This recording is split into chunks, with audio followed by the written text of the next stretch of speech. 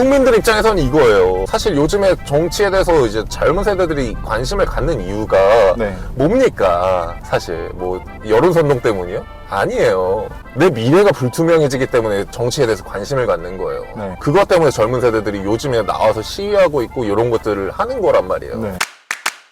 안녕하세요, 김민호 시청자 여러분. 이번 한 주도 잘 지내셨나요? 네. 벌써 올해 마지막 영상일 것 같습니다. 여러분, 올해도 정말 수고 많으셨고 정말 따뜻하고 안전하고 행복한 연말 보내시길 바라겠습니다. 네, 오늘도 한번 인터뷰를 가볼 건데요.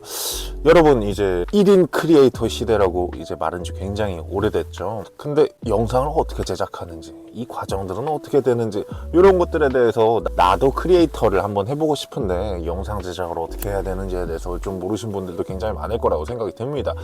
그래서 오늘 한번 이제 모셔봤습니다. 이제 영상을 제작하시고 광고를 촬영하시면서 이제 PD 역할을 하고 계신 분을 한번 초청해서 인터뷰 해보려고 합니다. 우리가 영상 제작하는데 어떠한 꿀팁들이 있는지 뭐 이런 것들에 대해서 좀 많이 여쭤보도록 하겠습니다. 그리고 과연 얼마나 벌게 되는지, 그리고 요즘 참 나라가 참 시끄러운데 이런 것들에 대해서 또 좀 많은 이야기를 나눠보려고 합니다. 그럼 오늘도 한번 인터뷰를 가보도록 하죠. 차차. 반갑습니다. 안녕하세요. 반갑습니다. 본인 소개 좀 부탁드립니다. 네, 저는 36살 백승철이라고 합니다. 직업은 SNS 바이럴 광고를 제작하고 있습니다. 영상 제작이나 이런 걸 하고 계신 거죠? 네. 그러면 좀 여쭤보고 싶은 게, 사실 이쪽을 지망하는 사람들도 굉장히 많을 거라 생각해요. 요즘 이제 수요가 많은 직업이다 보니까 이쪽이. 네. 이거 맨 처음에 어떻게 시작해야 되나요? 좀. 저도 뭔가 착착착 밟아온 건 아니고 네네. 제가 늘 해오던 걸 조금 더 발전해서 이렇게 시작한 거라 네. 딱히 정답은 없지만 국가 지원 학원 같은 데서 영상 편집을 배워서 취업이랑 연계되는 시스템도 있다고 알고 있고, 네네.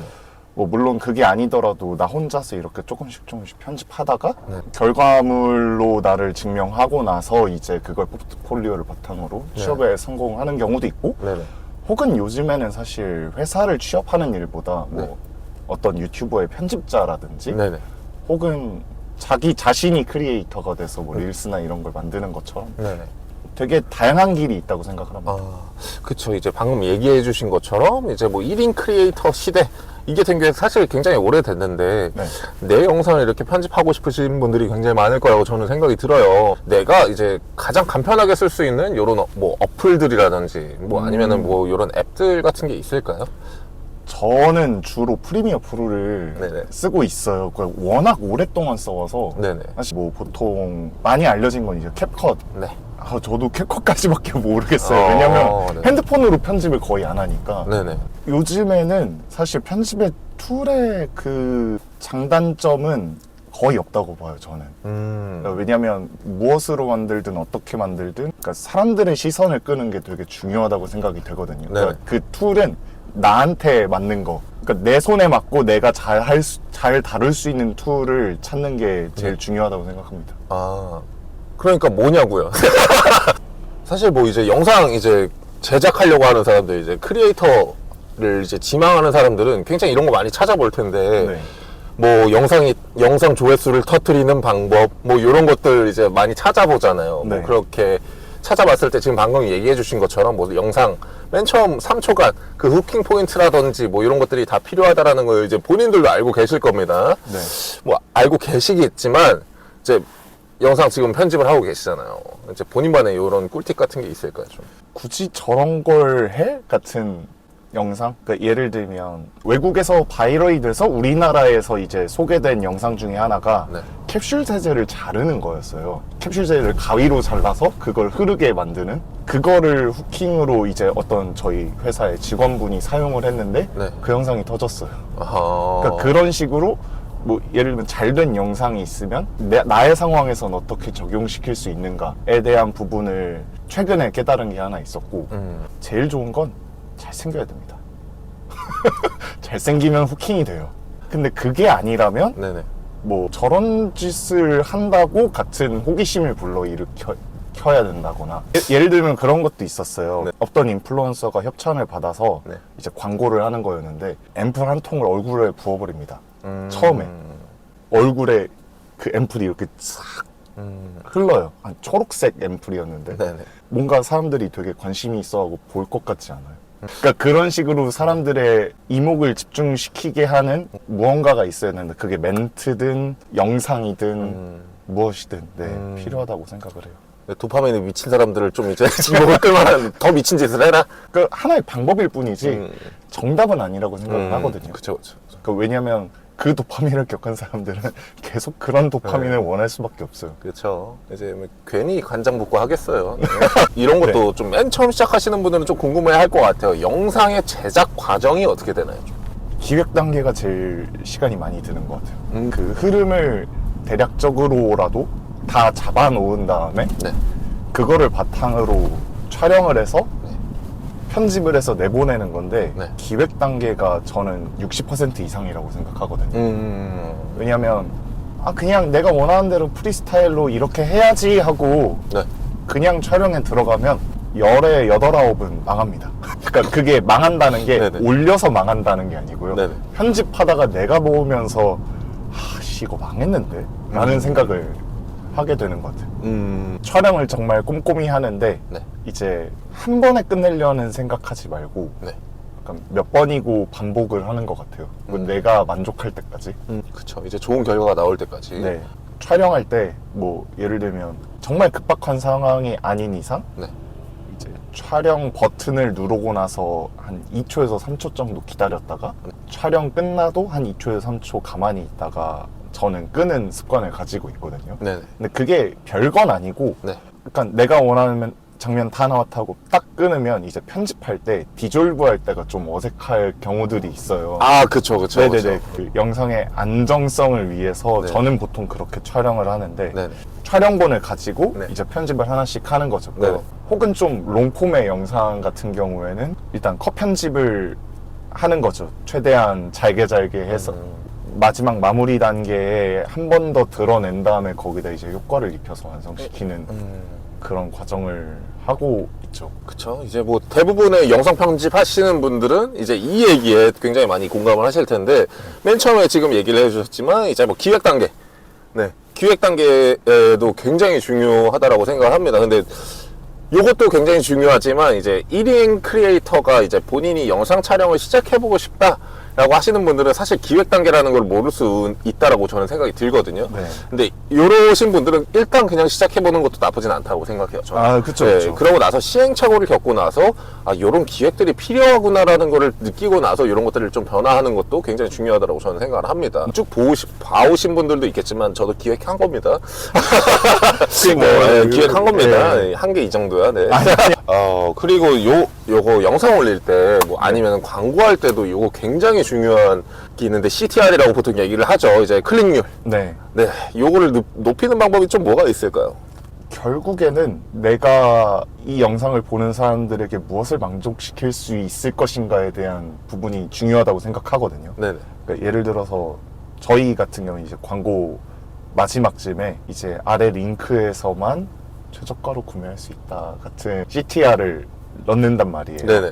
거기까지 끝까지 봤다는 건 네. 사람들은 이미 관심을 갖고 있다고 보는 게 맞거든요. 네네. 왜냐면 보통의 릴스나 광고 같은 경우에는 초반에 이탈하는 게 2초에서 3초 안에 결정이 되기 때문에 그 끝까지 봐온 사람들을 잡을 수 있는 마지막 킥 같은 거라고 생각을 해요. 네네. 요즘에 좀 많아지는 것 중에 하나가 뭐뭐 하는 꿀팁 5가지 하고 네. 뭐 댓글에 무엇을 남기면 봤던 것 같아요. 이게 정리된 자료를 받고 싶으면 댓글 남기고 팔로우 하면은 내가 DM으로 쏴줄게.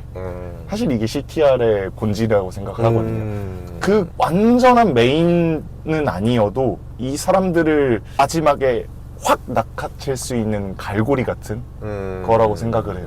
그러면은 지금은 이제 어떻게 보면은 정보성 이런 채널에 대해서 이제 얘기를 네. 해주셨는데, 그게 아닌 다른 채널이라면 뭐 어떻게 해야 되나요? 다른 채널. 네. 간장 부어야 되나요, 뭐? 외딴 섬에 혼자 살게 된 자퇴한 고등학생 컨셉으로 네. 뭐 항상 마지막에는 과연 유빈이의 운명은 하고 끝난단 말이에요. 네네. 그런 것도 CTR일 수도 있죠. 계속 스토리가 이어져 나가면서 다음엔 이 사람이 무슨 영상을 올릴까 궁금증을 갖게 하는. 네네. 저도 참 좋은 꿀팁인 것 같아요. 네. 네. 저는 그게 없는 것 같거든요. 사실 이런 인터뷰 형식의 네네. 컨텐츠는 네. 결국엔 옆에 앉아있는 사람이 너무 중요한데 제가 옆에 앉아버려가지고 뭐 그런 거 전혀 상관없습니다. 이제 왜 그러냐면 이제 영상 제작하는 거에 대해서 이제 정말 궁금하신 분들도 많으니까 여기에 차은우가 앉았다고 생각해보세요. 네, 물론 이제 게스트도 굉장히 중요하지만 네. 근데 이걸 진행하고 이 컨텐츠를 보여주는 게 저는 더 중요하다고 생각합니다. 옆에 뭐 유명한 사람이 나온다고 한들 이거를 맛있게 만들어서 사람들한테 보여주지 못한다면 그 누가 나오든 간에 저는 그 채널을 성장할 수가 없다고 저는 생각을 하거든요. 100억 부자 유병재 대 차은우. 여기 앉는다면. 네. 앉으면 100억을 준다는 유병재 대 네네. 차은우. 네, 누구를 무조건 앉지? 차은우죠. 그래서 죄송한 마음을 가지고 있어요. 그래서 그렇게 예의가 바르게 들어왔구나. 여기. 이런 것도 좀 여쭤볼게요. 문득 이런 게 생각이 났는데 좀 반감이 드는 광고들 있잖아요. 네. 예를 들어서 이제 뭐 기적의 검 뭔지 아시죠? 네, 죄송합니다. 네, 뭐 그런 것도 있고 예를 네. 들어서 뭐 태무 이렇게 예. 해가지고 막 갑자기 뭐 드론 뭐 몇백 개를 무료로 드리겠습니다. 막 이런 것들처럼 좀 이제 반감이 드는 광고들이 있는데 사실 이런 것들이 실제로 효과가 있나요? 다 기억하시잖아요. 이 개 같은 광고 또 떴네. 다 기억하시죠? 네네. 그거에 기억을 못 받는 광고들도 굉장히 많을 겁니다. 그게 사실 바이럴 마케팅이거든요. 사람들의 기억에 남게 하는 거죠. 이런 것들이 있었군요. 내가 왜 자꾸 이 똑같은 광고가 계속 뜨게 되는지. 왜냐면 그걸 계속 누르셨으니까. 우클릭 했는데 이건 왜 이렇게 자꾸 뜨는 거야? 그 이유 때문에. 그러면 이제 뭐 남자친구든 여자친구 핸드폰 봤을 때 이제 광고를 보면 그 사람이 뭐에 관심이 있구나를 이제 좀 알게 되는 거군요. 네, 그래서 그 인스타 네. 탐색, 예를 들어 비키니를 입은 여자를 좋아한다. 네네. 그래서 그런 사진들만 봤다. 네네. 그러면 탐색 기능에 그런 사진만 뜨거든요. 그쵸. 네. 공감하시네요? 여러분들의 남자친구 인스타 탐색 들어가 보세요. 대부분이 어떻게 돼 있을까? 그리고 뭐 지금 잠깐 뭐 여자친구가 얘기가 나와서 그런데 없어요. 만약 여자친구가 있다면 여자친구가 했을 때 가장 무서운 말 이제 좀 예시를 들어볼게요. 오빠 집에 와서 얘기 좀 해. 이거랑 오빠 우리 헤어져. 이거랑 오빠 나 먼저 잘게. 이거랑 오빠 빼. 집에 와서 얘기해가 그러니까 다른 것들은 제가 느끼기에 네. 이미 어떻게 할지가 결정돼 있는 것 같거든요. 네네. 집에 와서 얘기에는 뭐 때문에 그러지? 얘기하면서 떡볶이 먹자 이렇게 얘기할 수도 있는 거고 네네. 혹은 뭐 이거 왜 그런 거야 나한테 따질 수도 있는 거니까 네네. 그러니까 제일 불확실성이 큰 거를 저는 고를 것 같아요. 여러분은 어떤가요? 그 전에 이거를 좀 안 여쭤봐가지고 먼저 여쭤볼게요. 네. 그 지금 영상 제작 PD를 하고 계시잖아요. 그럼 연봉이나 이런 건 어떻게 되나요? 정말 안 좋은 곳은 인턴 3개월 해놓고 최저로 줍니다. 제가 시작할 때 2,000인가 2,200 받았었던 것 같아요. 연봉? 예. 그 몇 년도죠? 제가 18년, 19년인데 그렇게 한 2년 다녔던 것 같아요. 근데 일하는 시간이 제가 알기로는 이제 편집이라는 게 영상 촬영이라는 게 굉장히 긴 걸로 알고 있거든요. 그럼에도 불구하고 2,000. 그러니까 왜냐면 결국에는 영상 편집이라는 게 하나의 도구거든요. 네네. 도구에게 많은 돈을 쓴다는 건 회사의 입장에서 얘기를 하시는 그렇죠. 거죠. 회사의 입장인 거고 그래서 뭔가 항상 편집하면서도 내 기술을 그냥 적당히 이렇게 하면 되겠지가 아니라 계속해서 발전할 수밖에 없는 이유는 그건 것 같아요. 회사를 다니는 입장에서는. 이런 것도 지금 방금 얘기를 해주셨지만 네. 이제 뭐 영포티 이렇게도 얘기를 해주셨지만 사실 요즘 세대 갈등 뭐 이런 이제 남녀 갈등 이런 것들이 굉장히 심각해지고 있습니다. 사실상 이거의 원인은 뭐라고 생각하시나요? 만악은 유튜브에 있습니다. 그러니까 악의 근본이 유튜브다? 네. 그러니까 유튜브가 잘못한 건 아니에요. 네네. 그런데 결국에 그 갈등의 원인에는 알고리즘이 있다고 저는 생각을 하거든요. 왜냐하면 사실 유튜브가 거의 메인 미디어라고 해도 과언이 아니니까 네네. 유튜브는 내가 좋아하는 것만 보여주잖아요. 그러면 내가 좋아하는 입장의 의견들만 계속 듣잖아요. 네네. 듣다 보면 그런 스피커들이 근데 쟤네 좀 그렇지 않아? 그러니까 우리 편이 있고 저쪽 편이 있으니까 우리 편을 지키기에 가장 좋은 방법은 상대편을 공격하는 거거든요. 네. 그러니까 이런 식의 좀 흐름들이 계속 반복되다 보니까 결국엔 모든 갈등들이 내가 좋아하는 것만 보여주는 유튜브에서 비롯된 게 아닌가라는 생각을 하고 있어요. 뭐 방금 얘기해 주셨지만 뭐 알고리즘도 굉장히 큰 역할은 한다. 이런 갈등에 의해서. 네. 근데 사실상 뭐 영상을 제작하고 뭐 이런 것들은 사실 사람들이 만들게 되는 거겠죠. 네. 이제 얘기해 주신 것처럼 지금 언론사 그전 같은 경우에는 뭐 양쪽, 예를 들어서 뭐 정치 쪽 얘기를 하자면 양쪽 입장을 이렇게 보여줘서 공정성을 유지하는 게 가장 중요하다고 저도 생각을 하는데, 사실 요즘에 언론사들을 보게 되면 뉴스를 그렇게 많이 보지도 않지만 언론사들의 뉴스를 네. 공정성을 잃었다라고 평가하는 사람들이 굉장히 많습니다. 사실 뭐 예를 들어서 어떠한 사건이 터졌음에도 불구하고 언론사에선 보도하지 않아요. 이런 것들이 굉장히 많습니다. 어떻게 생각하시나요? 요즘에 언론사에 대해서는. 이제 공정해야 됩니까? 공정해야 됩니까?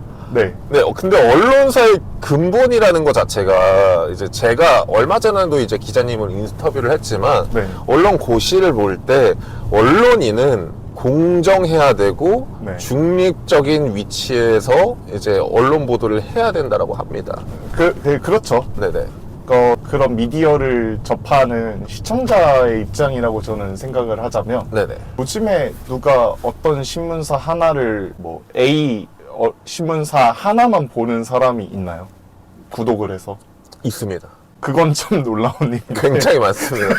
그렇다면. 한 언론사만 보시는 분들도 굉장히 많아요. 저는 선택 취사가 끝났다는 생각이 들거든요. 지금 언론사를 바라보는 시점이 네. 상대편 까주는 언론사, 좋은 언론사라는 느낌이 있거든요, 저한테.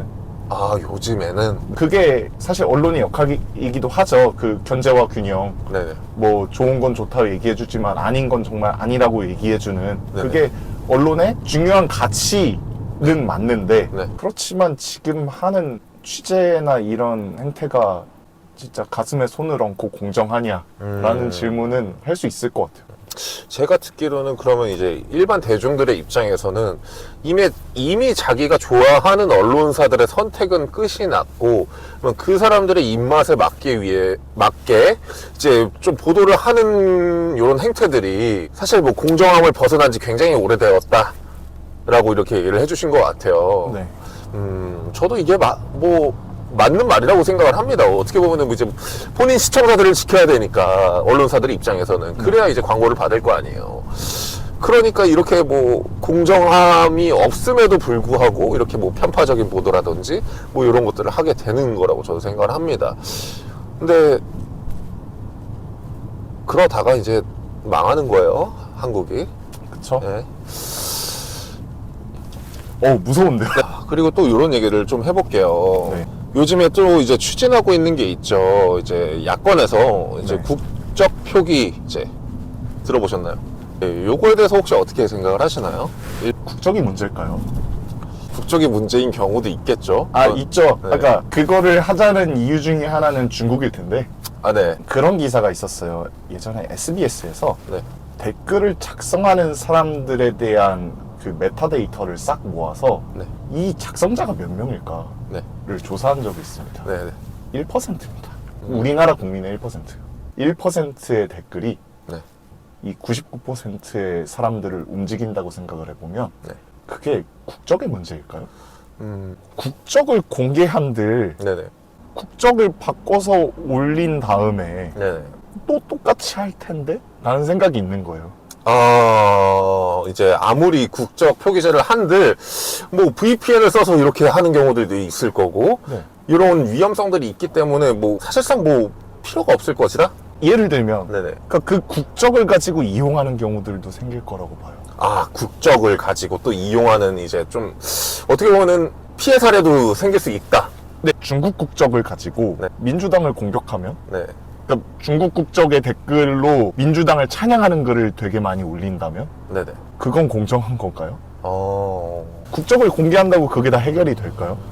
근데 근본적인 해결은 되지 않지만 사실 뭐 요런 이제 사례들도 있으니까 뭐 들어보시자면 네. 뭐 X 같은 경우에는 이미 표기를 다 하고 있습니다. 네. X 같은 경우에는 그 이후에 이제 뭐 요런 평가들이 있다라는 거죠. 뭐 무조건적으로 얘기를 하는 건 아니고 그 국적 표기제를 하고 나서 뭐 댓글이라든지 이런 것들이 좀 이제 잠잠해졌다라고 합니다. 네. 그래서 뭐 사실 국적을 표기하는 거에 대해서는 뭐 개인 정보를 이제 뭐 표시하는 것도 아니고 네. 뭐 우리나라 국민들이 이런 댓글을 작성하는지 아닌지에 대해서 사람들은 궁금해하니까 이런 것들을 추진을 하는 거라고 저는 생각을 합니다. 사실 이걸 반대할 이유는 저는 없다라고 생각을 하거든요. 요거에 대해서 지금 말씀하신 것처럼 요걸 오히려 역이용해서 네. 이제 좀 정치적으로 이용할 부분들 저도 이런 위험성도 있다라고 생각이 듭니다. 네. 근데 사실상 그것보다는 좀 더 이제 좋은 쪽에 활용이 될 가능성이 더 높다라고 생각하기 때문에 저는 필요하다고 생각하는 편이거든요. 네. 그러니까 앞서서의 전제로 제가 말씀드렸었던 건 이 소수의 의견에 내가 흔들리지 말자라는 소신을 나는 네, 가지고 맞아요. 있다라고 네. 전제를 깔고 얘기한 거기 때문에 네네. 근데 그게 국적이 공개되든 안 되든 네네. 사실 그거는 별 의미가 없는 일이라고 생각하거든요. 근데 이제 대다수의 국민들은 네. 이제 내가 흔들리지 않는다고 나도 생각을 하지만 네. 사실 우리가 기사를 보거나 아니면 뭐 여러 가지 콘텐츠를 보게 되면 제일 첫 번째 하는 게 뭡니까? 댓글부터 댓글 열어보죠. 보죠. 네. 네. 근데 여러분들 뭐 아실 수도 있겠지만 진짜 인스타나 유튜브 보게 되면 정말 허위 계정들 굉장히 많아요. 정말 많습니다. 특히나 뭐 정치적 게시물에 굉장히나 많습니다. 사실 네. 국민들이 뭐 지금 얘기를 해주셨지만 1% 정도만 댓글을 남기는데 뭐 이런 거 휘둘리지 않는다라는 전제를 지금 거셨지만 사실 그냥 일반 저도 휘둘릴 수도 있거든요. 이게 내가 언제나 항상 정신을 똑바로 차리고 있지는 않기 때문에 항상 그냥 도파민이 넘치는 콘텐츠를 보고 있다가 갑자기 휘둘릴 수도 있는 거기 때문에 저는 이런 것들은 필요하다고 느낍니다. 저는 그러니까 저 개인적인 입장입니다. 왜냐하면 국적을 공개하는 건 네네. 그 국적에 따라서 네네. 그 국적을 공격할 일이 너무 많아져요. 아, 오히려 이렇게 악용될 사항들이 많기 때문에 차라리 이제 실명제를 하는 게 조금 더 현명한 선택일 것 같다. 이게 어쨌든 유튜브나 어디 SNS 올라가기 때문에 네네. 이런 얘기하면 분명히 욕먹을 거 알고 얘기를 하자면 네네. 중국이 중국했다고 하지만 네. 중국이 우리가 살고 있는 이 삶에 네네. 얼마나 지대한 영향을 미칠까요? 음. 그러니까 중국 공산당이 네네. 우리나라를 지금 공격했나요? 라고 물어보면 물론 아니지만 그럴 위협이 있는데 넌 공산당을 찬양하나 이런 얘기 하시겠지만 네네. 뭐 그런 미래에 대비하는 거는 뭐 분명히 필요하다고 저는 생각합니다. 저는 공산당이 싫어요. 네. 그런데 결국엔 우리도 우리 자신을 지키기 위해서 네네. 상대방에게 손을 뻗고 있는 건 아닌가? 라는 생각이 있는 거죠. 아, 그러니까 제가 해석하자면 이제 우리를 지키기 위해서 상대방한테 공격을 하는 게 아닌가 약간 이런 생각을 네네네. 갖고 있다. 그러니까 우리를 지키기 위해서는 항상 적이 있어야 되거든요. 네네네. 근데 그 적을 뭐 어떤 정권에선 일본을 삼기도 하고 어떤 정권에선 중국을 삼기도 하고 그랬었잖아요. 네네. 너무 맹목적으로 그들을 싫어하고 무서워하는 건 아닐까? 같은 뭐 물론 공격 같은 게 여태까지 왜 없었겠어요. 그런 것 때문에 뭐 반중 반일 감정이 생기고 이런 거겠지만 네. 그러니까 국적이 공개됐을 때 그러면 네. 그게 뭐 정화가 된다고도 뭐 X의 사례를 말씀해 주셨지만 네네. 그게 어떤 파급을 일으킬지는 네네. 조금 더 뒤를 봐야 될 문제일 수도 있어요. 오. 그러니까 지금 당장에는 이렇게 해결을 했지만 그거를 나중에 악용할 사람들이 분명히 생기기 때문에 근데 저도 이건 정말 우려가 되긴 합니다. 네. 아, 근데 지금 얘기를 해주셨지만 뭐 지금 중국이 공격을 하고 있나요? 라고 이런 질문을 이제 어떻게 보면 반문을 하기도 하셨지만 네. 공격하고 있습니다. 아니 그쵸. 네, 그 서해에도 지금 알죠, 구조물을 설치하고 있고 우리 알죠. 영토를 위협하는 행위, 뭐 드론을 띄운다거나, 알죠. 네네 이런 것들이 굉장히 많기 때문에 이제 사람들이 반감을 가지는 거고 우리나라한테는 이제 북한이라는 적국이 있지 않습니까? 그거에 대해서 이제 돈 벌 수 있는 방법들을 계속 만들어주고 있기 때문에 사실 이제 우리나라 국민들이라면 이제 좋게 생각할 수가 없다라고 저도 생각을 해요. 역사적으로도 그렇고. 사실 뭐 이제 얘기해 주신 것처럼 이제 특정 국가를 싫어하는 뭐 이런 것들을, 여론들을 만들어낼 수 있다라고 이렇게 말씀을 해 주셨는데, 그거를 싫어하는 거는, 아니면 그거 어딘가를 좋아하는 거는 개인의 자유입니다. 요거는. 뭐 이런 거 여론에 휘둘리지 않는 것도 굉장히 중요하겠지만, 미국은 우리나라의 동맹국가입니다. 아, 그쵸. 아, 그것도 알죠. 네네네. 그렇기 때문에 이제 뭐 반미 이런 거에 외치는 거는 조금, 저는 좀 우리나라를 같이 지키고 있는 미국인데 왜 아, 그럼요. 네, 반미를 한다라는 거는 좀 저로서는 이해를 할 수가 없는 약간 이런 입장이긴 합니다. 언론사에서는 이런 것들을 보도를 잘 안 합니다. 사실 확률이 박살이 났어요. 원화 가치가 사실 박살이 났습니다. 네네네. 네, 뭐 네. 아시겠지만 네. 달러 인덱스가 떨어지고 있음에도 불구하고 환율이 박살이 났습니다. 이제 한화가 박살이 났는데, 이거는 우리나라 국격이 상승한 것이다라고 이제 발언을 하고 있습니다. 이거에 대해서 어떻게 생각을 하시나요? 사실 저는 환율을 가지고 네. 누가 경제를 개판을 내놨네 막 이렇게 얘기하고 싶은 생각은 별로 없어요. 네네네. 왜냐하면 달러 환율은 네. 우리가 무엇을 해서 움직이는 것보다 네네. 미국이 어떻게 움직이느냐에 따라서 조금 저는 등락이 있다고 저는 생각을 하거든요. 네네네. 근데 지금의 미국의 입장이 네네.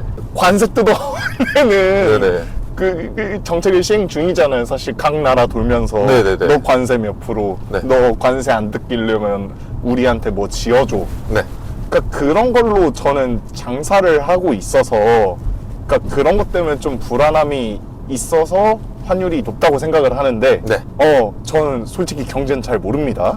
네네. 하지만 사실 저희의 이슈 때문에 환율이 왔다 갔다 한 적은 저는 잘 기억이 안 나서 제가 무지하는 걸 수도 있어요. 네네. 경제에 있어서. 근데 그냥 환율이 높구나, 그냥 이 정도만 저는 생각을 한 것 같아요.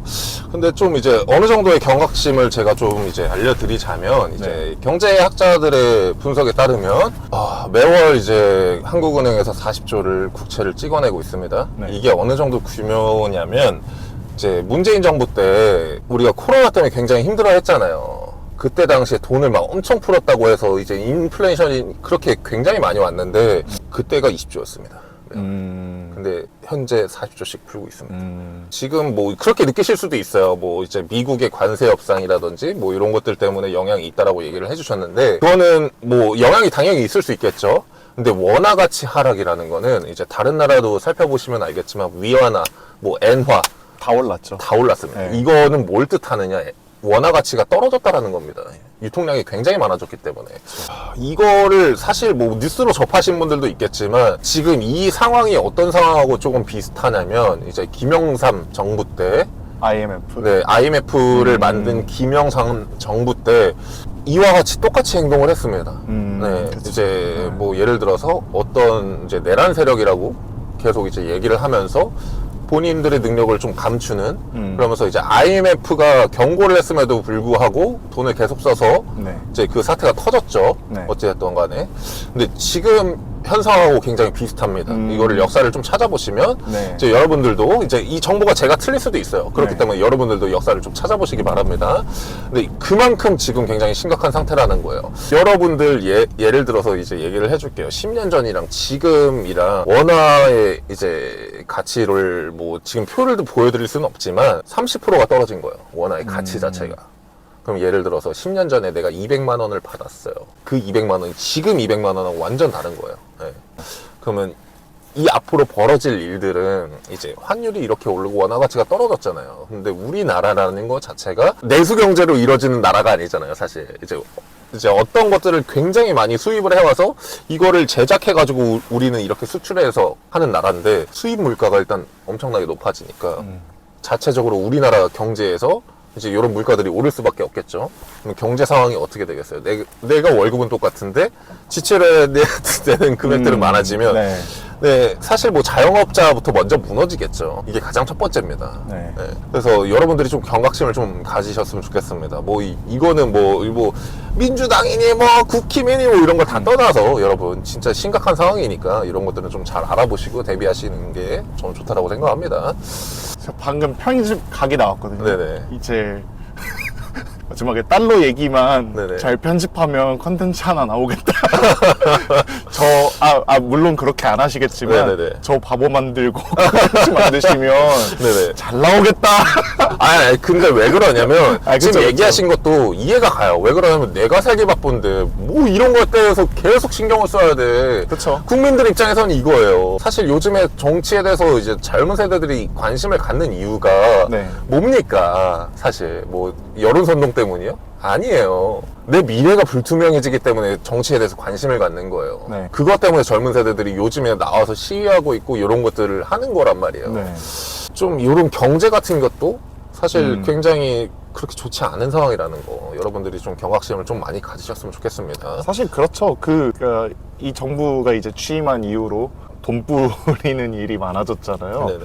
근데 그게 이제 어느 쪽에선 소득 효과가 있었다라고 얘기하는 경우도 있고 어느 쪽에서는 소득 효과 미비했다. 오히려 어디 매출만 늘었다, 뭐 편의점만 늘었다 이런 기사들도 있었으니까. 근데 그렇게 돈 쓸 일을 좀 신중을 기해서 했으면 좋겠다. 이전에 사람이 뭐가 됐든. 그쵸, 그쵸. 네. 사실 네. 여야가 있는 게 그 이유입니다. 그 균형을 맞추기 위해서 있는 네. 것인데 네. 사실 뭐 많이 아쉽긴 합니다. 요즘 뭐 이렇게 돈을 많이 풀고 있는데 뭐 이제 민생 이렇게 해가지고 이제 모든 분들한테 이렇게 풀고 있고 지금은 점진적으로 이제 점점 이제 소득이 많으신 분들한테는 안 주고 뭐 이렇게 변했는데 네. 여러분 뭐 부익부 빈익빈 이런 말 굉장히 많이 들어보셨겠지만 돈이 풀리면 이제 뭐 이런 민생이라든지 뭐 이런 분들이 더 잘 살 거라고 생각하시나요? 절대 아닙니다.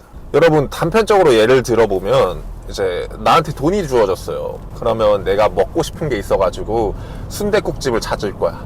그러면 여러분 순댓국이 맛있는 사람이 많은 집에 갈 것 같아요? 아니면 사람이 없는 아주 진짜 파리만 달리는 곳에 갈 것 같으세요? 많이 있는 데 가죠. 당연합니다. 예, 그러면 어떻게 되겠어요? 돈 잘 버는 사람은 더 잘 벌게 되겠죠. 더 빈부격차가 커진다라는 뜻입니다. 이게 단편적으로 이런 것들을 좀 잘 생각을 해주셨으면 좋겠습니다. 여러분들이 그냥 돈을 푼다고 야 우리 지원금 들어왔어 이제 돈 쓰러 가자 이렇게만 생각하지 마시고 한 번 더 생각을 해보시는 게 저는 중요하다고 생각합니다. 됐다. 그럼 이제는 마지막 질문을 드리도록 할게요. 네, 이 채널은 하나의 메신저로서 백승철님이 세상에 하고 싶은 이야기들이 있나요? 나오겠다고 네. 뭔가 남겨서 이렇게 촬영하는 게 되게 무섭고 이런 납치되는 거 아닌가라는 생각을 네. 오기 전까지 되게 많이 했었는데 네네네. 이렇게 기회를 주신 거 너무 감사하고 아, 네네. 사실 이렇게 얘기한다는 게 저한테도 좀 모티베이션이 될 것 같아요. 그래서 무슨 활동을 하든 어떻게 되든 내가 내 목소리를 낼 수 있는 거에 좀 집중을 할 수 있는 앞으로가 되지 않을까 싶어서 네. 앞으로 뭐 이건 저한테 하는 얘기이자 모두에게 하는 얘기인데 네. 앞으로 저를 더 사랑하고 저를 더 표현할 수 있는 그런 삶을 살고 싶어서 네 욕하지 말고 많이 사랑해 주자 그리고 사랑해 주세요 라고 얘기하겠습니다. 좋은 얘기죠. 이제 자신을 사랑해라. 본인 자기를 사랑할 줄 알아야 남들도 사랑할 줄 안다고 저도 생각을 하거든요. 이제 본인을 아끼지 않는다면 이제 저는 남들도 아끼는 방법을 모른다고 생각합니다. 알겠습니다. 그럼 저는 이제 마지막 인사를 드리도록 할게요.